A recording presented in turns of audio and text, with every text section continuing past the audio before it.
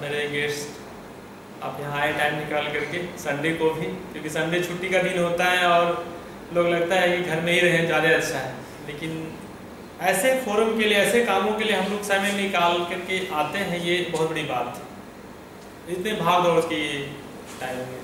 तो आज हम गीता का श्लोक जो चैप्टर 2 है और उसका श्लोक संख्या 2 ही है, क्योंकि भगवान कृष्ण गीता में इसी श्लोक से शुरुआत उनका हुआ है।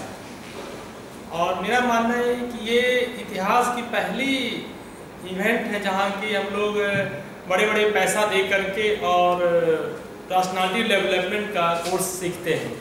मुझे लगता है कि इतिहास में फर्स्ट टाइम किसी ने इस प्रकार का एक युद्ध भूमि में कोर्स करवा रहे थे अर्जुन के लिए, कि एक आदमी बहुत डिल्यूजन में आ गया है, माया में आ गया है, मोह में आ गया है, कैसे निकले उससे। पहली बार शायद इस प्रकार का बात कहा गया है। और इसमें एक चीज और देखने को होता है कि जब आदमी कोई प्रॉब्लम में है या माया ममता या मोह में है, डिल्यूजन में है, डिप्रेशन में है, तो उसे बोलने देना चाहिए कि जितना उसके अंदर मन की बात है ना, आप उसको बोल लेने दीजिए। तब आप जब उसको कुछ कहेंगे ना, तब उसको बात समझ में आएगी। तो पहला चैप्टर में 46 श्लोक है, लगभग भगवान के सामने अर्जुन बोलते ही रहे, ये प्रॉब्लम है इसलिए युद्ध नहीं करूंगा, ये है वो है, मेरे प्रियजन है, मैं इन्हें मार के क्या करूंगा। मतलब जितना उसके मन के भड़ास था वो निकालने दिए, भाई बोल लो जितना तुमको बोलना है। तो ये एक लर्निंग का विषय है। यदि हमें किसी को समझाना हो अपने डे टू डे लाइफ में, तो पहले उसको मौका दीजिए भाई कि तुम जितना बोलना चाहते हो बोल लो। भगवान भी ऐसा ही कर रहे हैं इसमें। तो दूसरे अध्याय का दूसरे श्लोक में भगवान कृष्ण का एंट्री है। भगवान कहते हैं, कुतस्तवा तस्मल इदम विस्मय समुपस्थितम अनार्य जुष्टाम स्वर्गम अकीर्ति करम अर्जुन। यहाँ पर हमारे हिसाब से गीता का एक बेहतरीन श्लोक है जहाँ से भगवान ने शुरुआत किया है। और चूंकि जो व्यक्ति जो काम करता है उसको वही चीज दिखता है। यदि हम वास्तु एस्ट्रोलॉजी का काम करते हैं तो मुझे सारे जगह वही चीज नजर आता है, दूसरा चीज नहीं नजर आता है, क्योंकि वो हमारा माइंड उसी पर एट्यून हो गया है, उसी पर हो गया है।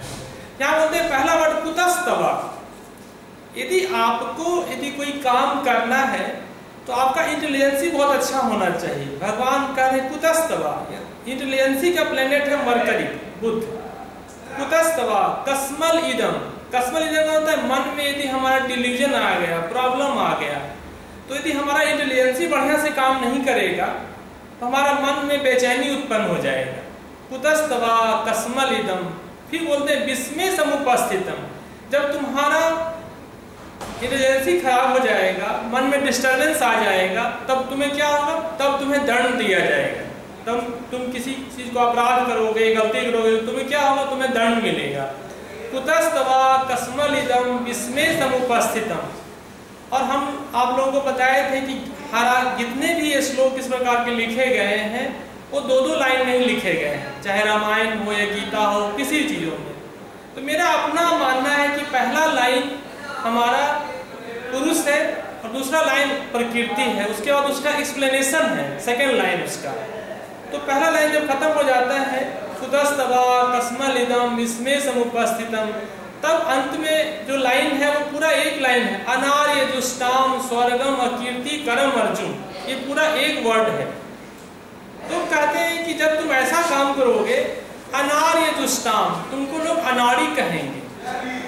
तुम युद्ध भूमि में आकर के तुम कार्य की युद्ध नहीं करेंगे, तुमको लोग अनाड़ी कहेंगे। अनार्य से बना है सब अनाड़ी। आर्यवत, कितने लोग पता है? आर्यपुत्र, आर्य मतलब कि जो बहुत अच्छे लर्नर व्यक्ति हैं उसे आर्य कहा जाता था उस जमाने में। अनार्य जुष्टाम स्वर्गम अकीर्ति करम अर्जुन, कि तुम्हें लोग अनाड़ी कहेंगे, तुम्हें स्वर्ग भी नहीं मिलेगा। ऐसा कहा जाता था कि जो व्यक्ति युद्ध भूमि में लड़ाई करते हुए मारा जाता था उसे स्वर्ग मिलता था। तो भाई तुम युद्ध भी नहीं करोगे तो तुमको तो ना राज्य मिलेगा ना तुमको स्वर्ग मिलेगा, क्योंकि तुम तो युद्ध ही नहीं किए। अकीर्ति, अब तुमको कीर्ति भी नहीं मिलेगी, तुमको यश भी नहीं मिलेगा तुम यदि ऐसा काम करोगे तो। और उसके बाद बोलते अर्जुन, बोलते हैं अर्जुन। तो जब भी हम किसी व्यक्ति से नाराज होते हैं, अपने डे टू डे लाइफ में, तो उसको नाम लेके पुकारते हैं। देखिएगा, किसी से नाराज होंगे तो ऐसे उसको अलग अलग संबोधन करके बोलते हैं। जैसे भगवान भी, कृष्ण भी अर्जुन को गीता में कहीं कौन्तेय बोलते हैं, कहीं धनंजय बोलते हैं, अलग अलग वर्ड बोल रहे हैं। यहाँ बोल रहे हैं अर्जुन कि वो उनसे नाराज है। नाराजगी होने के बाद व्यक्ति किसी को नाम लेके पुकारता है। यहाँ भगवान बोल रहे हैं अर्जुन कि तुम ऐसा क्यों कर रहे हो काम भाई, कि जब तुम ऐसे काम करोगे, इतना इतना तुमने अस्त्र सीखा, सब कुछ सीखा, और जब तुमको दिखाने का मौका आया तब तुम कह रहे हो कि नहीं भाई हम यूं तो नहीं लड़ेंगे। तो ये क्या मिलेगा? न तुमको यश मिलेगी, न कीर्ति मिलेगा, कुछ नहीं मिलेगा तुमको। ऐसा काम क्यों कर रहे हो अर्जुन? तो ये हमारे हिसाब से गीता का ये बेहतरीन श्लोक है, और इसमें सारे एस्ट्रोलॉजी के गुण छिपे हुए हैं। क्योंकि कम सब समयों में एस्ट्रोलॉजी वाला पार्ट यहाँ पर लाएंगे तो बहुत लंबा हो जाएगा, इसलिए हमने उसको नहीं छेड़ा इस चीज़ों को।